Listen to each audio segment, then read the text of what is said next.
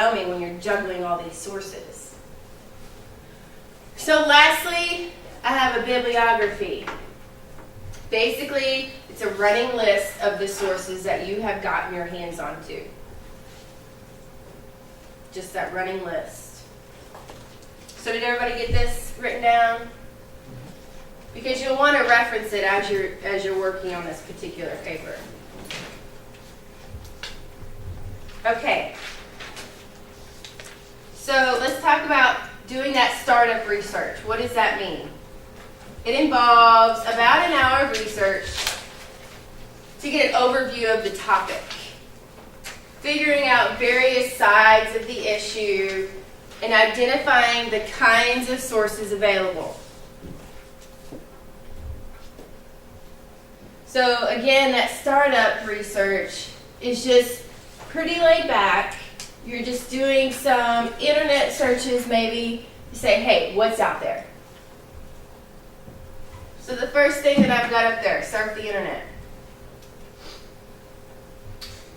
Look through online encyclopedias. Browse your library catalog. So just type in your word in that library catalog, which we learned to do last class. Actually, we learned to do it Wednesday. Yeah, it's been a little while, hasn't it? But look, we got to talk real quick about these online encyclopedias and surfing the internet. Because we know, right, that we never want to cite Wikipedia. But when we search, like, that's honestly sometimes the only thing we see. Right. Because when other things come up, it just be cheap little websites, and they don't give you no information, really. So let me show you all some little bits about, so I just typed in Barack Obama. The first thing that comes up is his official website. The second thing that comes up is the Wikipedia. So I'm just going to click on Wikipedia for a second.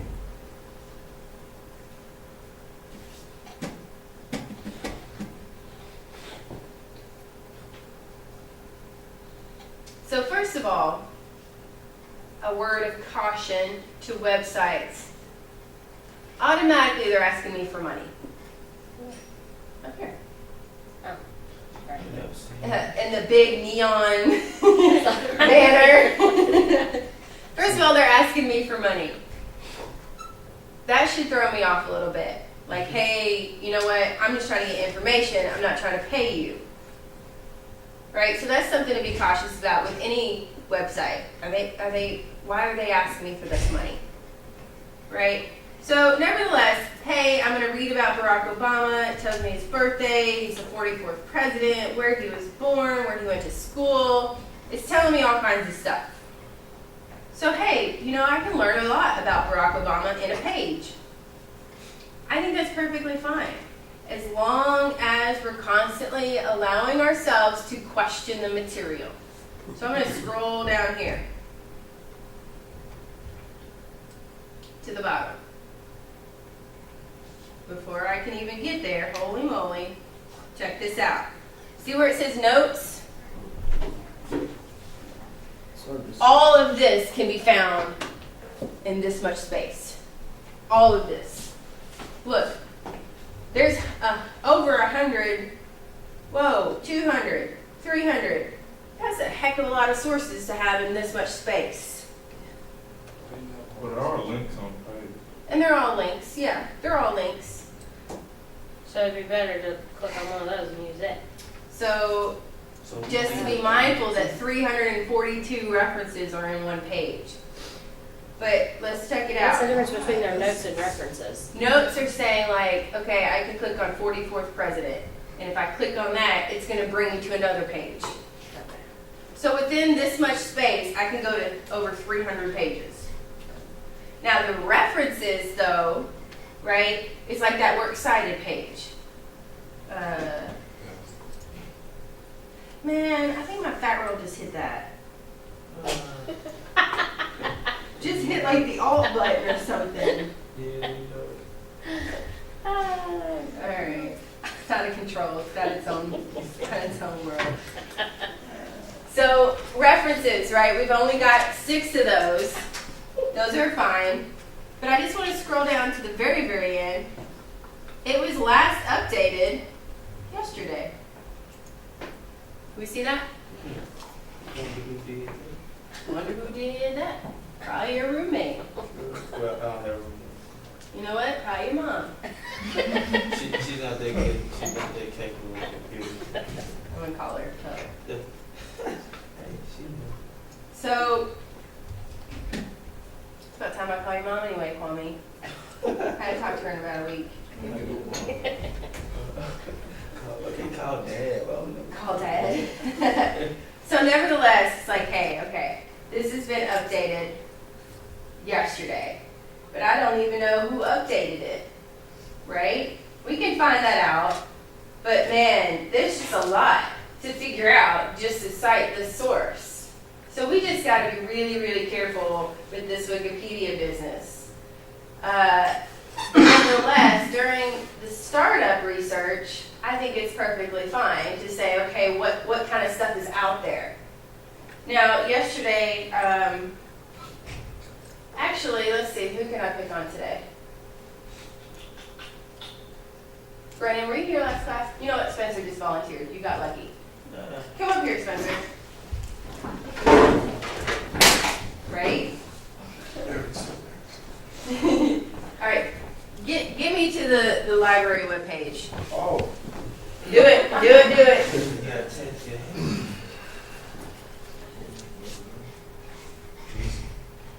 You do it. There's a mouse. Oh, it was a mouse. I thought it was. I didn't know it was a... You got it. Do it. One more. There's a button on here somewhere that says Libraries and Media Center. There it is. Am I there? You're there. Now type in. Now try to find me a book about Barack Obama.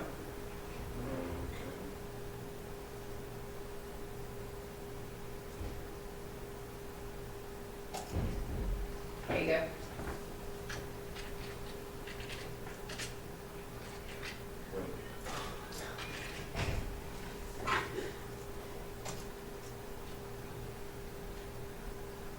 Perfect. How many books are there? How many sources are there? 20%? Right on. Very good. So that very first source, what kind of source is it? This one here? Mm-hmm. Oh, you know what? Skip that one. Let's go to the next one. This one? Yeah. It is, it's a book. Uh-huh. Oh, you saying what kind of source is it? Yeah. It's a book. It's You got it. Oh, that's it. You got it. Oh, That's that's right. what I'm looking for. Where is it? Can I go to the library and get it? Or is it on Avon Williams? Where is it? It's in the library. Yeah. I'm in campus. So can I get it right this second? Can I go walk over there and get it? Yeah. Really? Who wants to help him out? Khalif? Ooh, nope, not so much. So close though. Who wants to help him? Okay, Elizabeth, tell him what's up. It's due back at the library on January 24th. Oh, somebody has a book. Oh. It's due back the You 24th know what I thought that was? of January. What's that? If you checked it out today, it's too bad. That was some really great inductive reasoning there. You still have to request it because the book is out. So, yeah, In order to get it. if I want to get in line for it, you have to request it. But we can't go get this book right this second. Because, right, it's due. All right, round of applause. You know what? I feel like you get $1. I feel like we skipped the first Hey, one. get your hands off the tins. You got the 20? Why did we skip that first source? Because it's not in our library yet. It says copies on order. So that means it's coming to our library. Good question. So last night I was doing a little bit of research on Barack Obama for some unknown reason. And I typed in Barack Obama right quick. And I hit enter. And I said, one source. What an underdeveloped topic. My students need to publish about Barack Obama. Wait, we're on HBCU and we got one source about Barack Obama? So I'm like stressing out. Like I need to call the library and tell them to get more books about Barack Obama. You see that typo? One letter changed the whole world. So who was Who spelled it that way? I'm not even sure who that guy is, really. It's probably his brother. That's probably the real way you spell it. But one letter, one small typo changed my entire search. I feel like they were doing that on purpose. They knew what you was looking They knew what I was looking for. for. Who would've known? Google would have known. I need to write somebody a letter. This is unacceptable. All right, so the results of that start of research, looking online on this business. What do we want to do next? We want to ask ourselves about the sources. Hey, is the source reliable? How biased is the author? If I went to that very first site that came up, BarackObama.org or .gov, pretty biased, right? Because it's by your boy himself. Pretty biased. How biased are you against that topic? Is the source up to date? So definitely when we're finding books, we want to try to get them as recent as possible. There may be occasion where you want to dig up one of those books from the 80s or the 70s, depending on your type of research. If you're doing this, massive historical research paper. But by and large, we want to get sources that are more up to date. So if I'm going out looking for sources of why do women make less money than men, and I find statistics from 1990 that say men made 10% more than women. What's wrong with that? The dates. 1990 is going to be vastly different from 2013, right? Far away. It's Far not away from that. Far away. far away from that, absolutely. So we know, hey, I bet that's changed. Good, yes. So are the sources up to date? We can even look on the internet. We scroll all the way down to the bottom of that web page, and a lot of times there's that copyright date.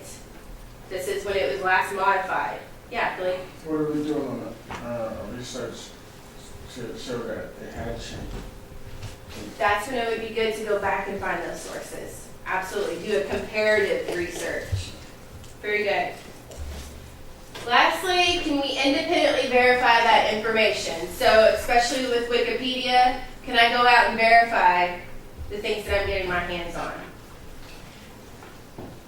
So we just want to reference that checklist that's in our textbook.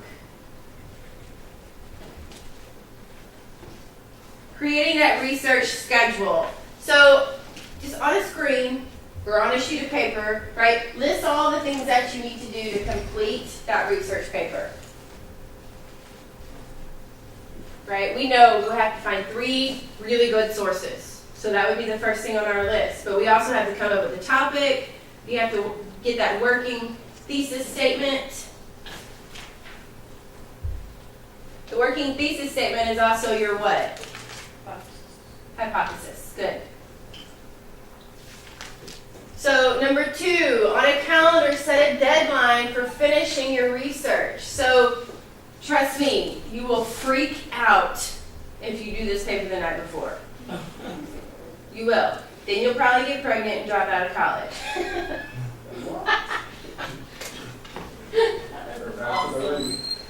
That's what's going to happen. So all I got to say is do your research paper a week before or so. Work up to it.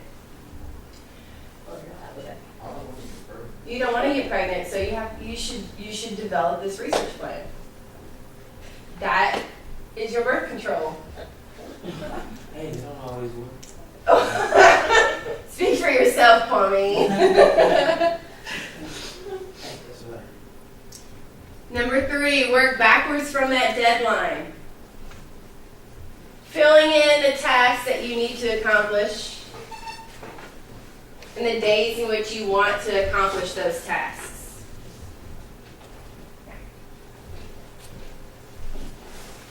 So what's it called when I say that one event leads to another event, but they don't really go together? Think last unit in our argument. Michael? Yeah, you can guess. So it's a flaw, right? Logical fallacy. It's a logical fallacy where I'm trying to convince you, persuade you to do your research paper ahead of time.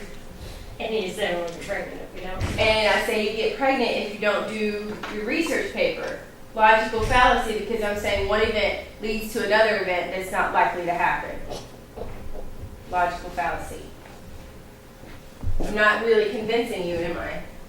Because of my flawed logic. All right, starting your bibliography file. Let me hear you say the word bibliography.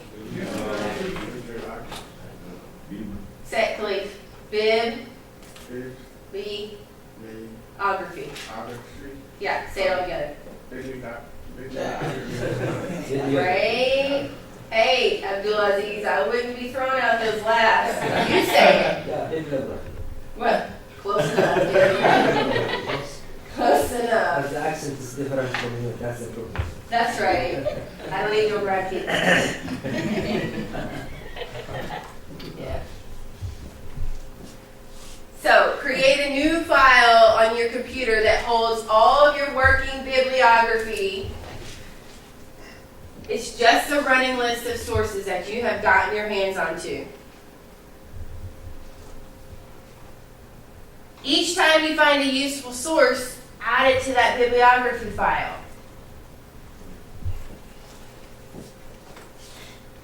And then we cite everyone in the source in our bibliography. Not necessarily. So we're just doing the startup research. During that research process, we're just making sure that we have a running list of sources that are potentials. Then we can choose which one is the best. Is that what that's called? Yeah. So be sure to record all the information that you think you'll need for a full citation so that when you get to doing your works cited, all you have to do is copy paste. So let me show you what a bibliography looks like. I'll show you mine. So it goes in order alphabetically by the author's last name. And it's basically just a running list of complete citations. Notice that it's called bibliography versus works cited. Your works cited means I absolutely use these sources. Your bibliography is a reference. Do we see the difference in those two? But in MLA, don't you use a works cited? That's right. So a works cited, if I turn to that works cited page, I absolutely quoted or cited all of those sources. And you don't need a bibliography in MLA? Or you do? A works cited. Just Bibliography is just a compilation of sources that are potentials. That not necessarily did I cite those. So you technically don't even have to be really accurate when you have a good job.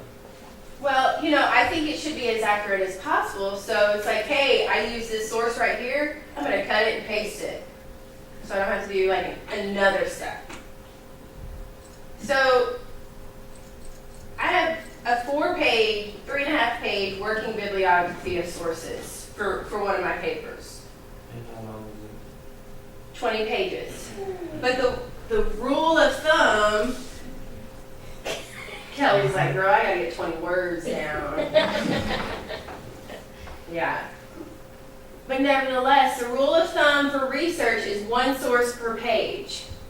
So if I have a 10-page paper, really don't want more than 10 sources because then the sources are going to start to outweigh my own voice. Right? So it's like, hey, I have all these sources, but I might not use all of them in that paper. But it's still good for me to remember that, yeah, I got my hands on all of these sources and they were good sources. So what happens if you, like, you say something, but it's in, well, somebody said it in one of those in your bibliography, but you don't know they said it because you didn't really use anything. Is that still plagiarism? It is plagiarism because I stole somebody else's ideas. But you didn't know you stole something. Well, there is something called unintentional plagiarism. That's what I was thinking. Sometimes. That's right. Yeah, Elizabeth was saying like, hey, you know, I know this stuff, but I can also find it in sources. So it's just a matter of common knowledge and things being word for word. And, yeah. Okay, so let me just quickly go through